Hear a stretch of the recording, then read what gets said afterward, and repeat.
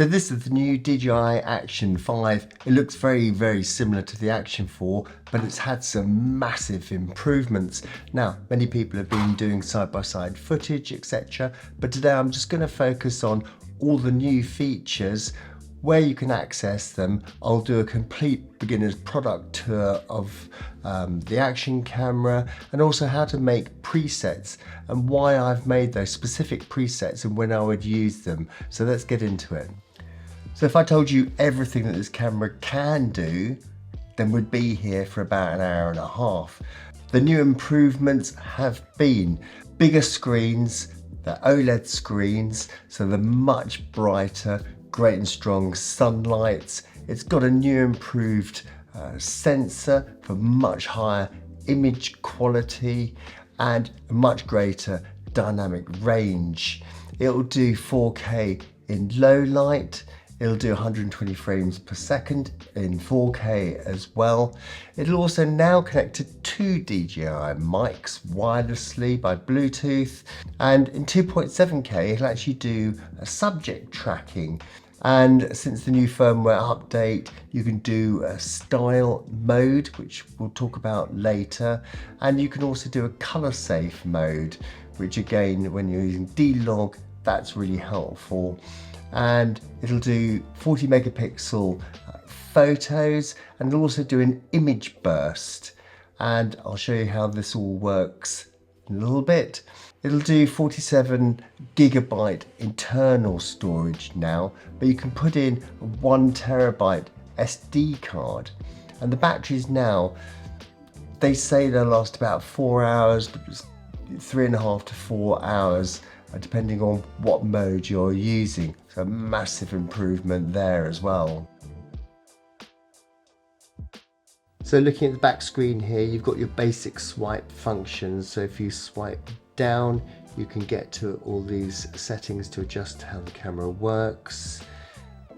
Swipe up and it's all your filming modes. And then you've got your shortcuts if you swipe across to any presets that you've set in there, or to choose camera or video, and it'll be the same if you swipe the other way. You can touch the icons around the sides here, your information across the top here, but if you touch here, you'll choose your playback and you can see them in a grid, or you can click one and then scroll up to see the next one. The bottom corner here, and it'll bring up your different shortcuts there. So if you're in photo mode, you can make the changes here to the type of image you're taking. So you can have different sizes. I've got mine set as a large 16:9 because I might use the image in a video, and you can set whether you want it to do one or more shots for each time you click. So it'll do multiple images. I've got mine at 2 photos, and you can have a countdown, whether you want wide, standard, shot or not. Coming over to video mode, we can now change the parameters here. So we swipe up, and as you can see, we're in video mode. Along here you can choose whether you want it 1080p, 4K, and whether you want it 69, 4:3, 2.7. So you change all those parameters for the resolution there. I keep mine at 4K 16:9, and at the moment it's at 20 frames per second. As you can see, you can go all the way up to 120 frames per second. You can click here and it'll just give you a bit more information. At the top here, you can choose what type of stabilization you want, from horizon balancing, rock steady plus, whether you just wanted it off, which you may do if you're using a static or you had a gimbal. And then depending which mode you're in, you can choose whether it's ultra wide, wide, or standard D-warp, which means it's going to take away some of the curvature in the image.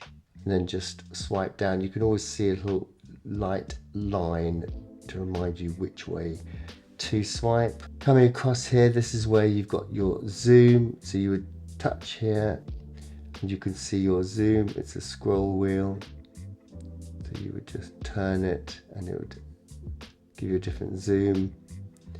And then just here, you can, depending whether you're in pro mode or not, adjust more of the settings to your image video. So I keep mine in pro, so I've got the full set of choices here. First of all, just here is for microphone, and you can choose whether you want it stereo or mono, and different noise reduction features there. And then you can see you can adjust your exposures here. So if I click on it, you've got your exposure compensator, so you can scroll up and down to make it plus or minus on the EV, and then you just confirm that, and that's how that'll work. And then you have a manual auto, and then here you've got your ISO threshold you're setting there, and you can actually see the ISO that it's choosing there. I've got a cover on the screen, so this looks black, and you can see I've limited it to 6,400, so this won't show any higher than 6,400. So let's say we're going to confirm that, and here you can adjust whether you want to dial in your white balance.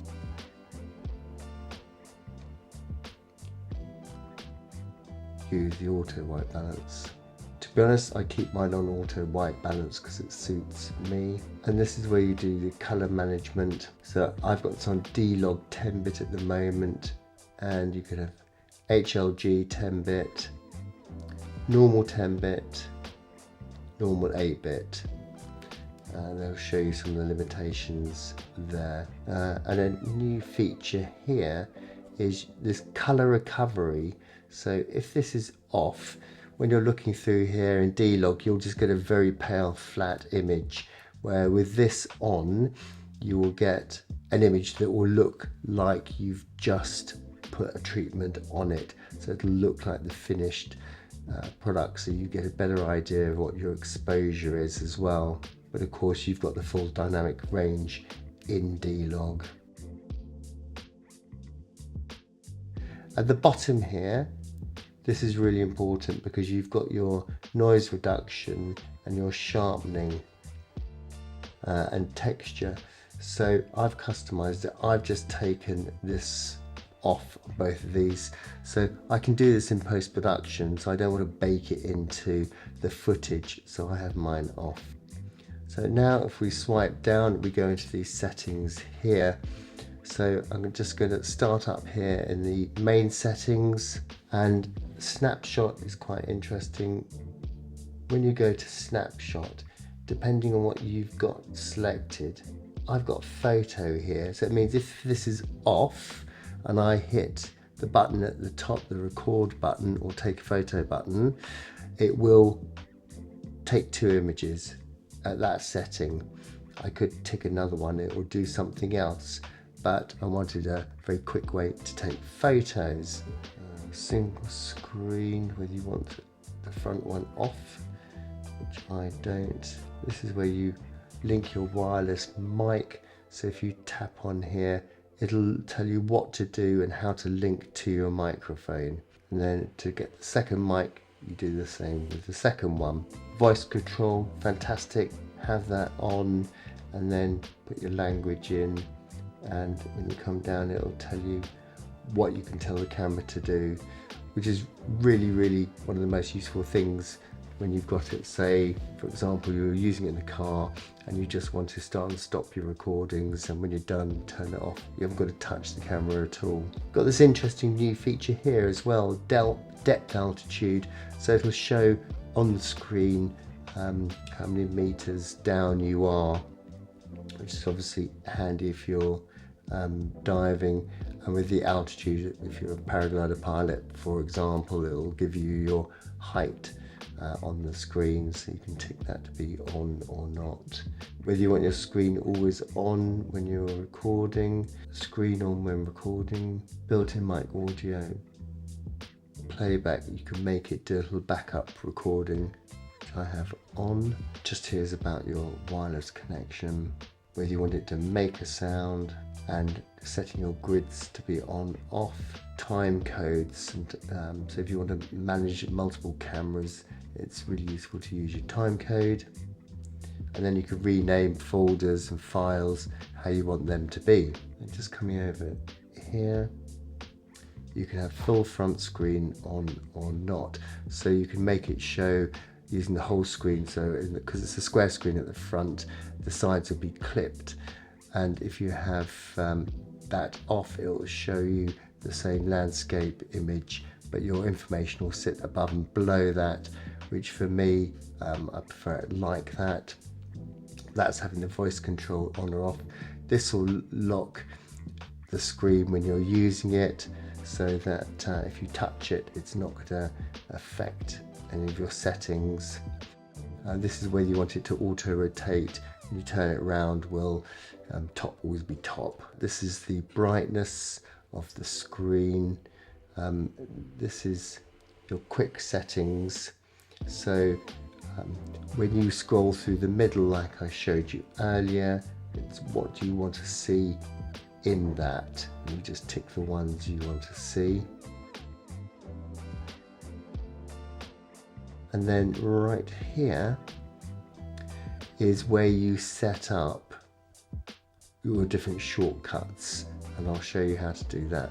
I've already used up all my shortcut settings, but I'll just show you how you do it. You simply dial in here what you want. So I've got, I'm in video mode, I've got it 4K at a 16:9, 20 frames per second, and my horizon balance, and it's in standard mode. So it's standard D-warp. So this is going to be my sort of everyday walking, talking setting that I want to be in. So I don't need to use slow motion or anything. So that's perfect there. So then I want to go and look at color modes that I want. So I want to be using that in D-Log, and auto white balance is absolutely fine. I know the mic's in mono, so those settings are going to work fine for me there. And then if I swipe down, I come here, and it's asking me, do I want to overwrite or create a new one? You'd be creating a new one, but let's say I want to overwrite here, and then it's asking me which scene do I want to use, which mode. So let's choose one of these. I could have one that suits skiing or paragliding, cars, motorbikes, and let's say this is going to be my vlogging settings. I'm going to click vlog, and I'm going to confirm that, and now I've got a little vlog symbol there. So when I shoot across to hit my shortcut, it says vlog, or you can hit the side button, which is your on-off button. You can cycle through them like that. So now just to look at the settings that I have got, you just looked at the vlog. This is my hiking one. I've got this at 4K, 50 frames, and horizon balancing. So if I wanted to slow it down a little bit, I've got that option, and I don't need to worry about the sort of more motion blur or anything. And I want the horizon to be balanced, the same as I do when I'm vlogging. So that's how I've set that. I'm using D-Log all the way through, and then I've got my cycling. So I'm going to be traveling faster, so I might want more of an option to slow it down, and I probably want more stability. So I've got it 4K at 100 frames per second, and I'm at rock steady plus, because I might be mountain biking, for example. So that setting is why I've chosen that. The camera, well, I've got that taking 2 frames each time it's clicked within a second, and again, as I said, it's 16:9. And then my driving mode, this is usually because I'm vlogging in the car, so I'm still 4K 20 frames per second to get a natural look. but because it's in a car, I want rock steady. I've tried horizon balance and it just works really badly. So it looks like the car's wallowing around. It makes me feel a bit ill. Rock steady is just a much more natural look.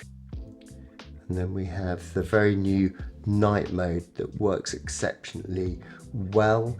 If you're using it close up on people in very dark situations, you do get some pixelating and weird artifacts on their faces and things.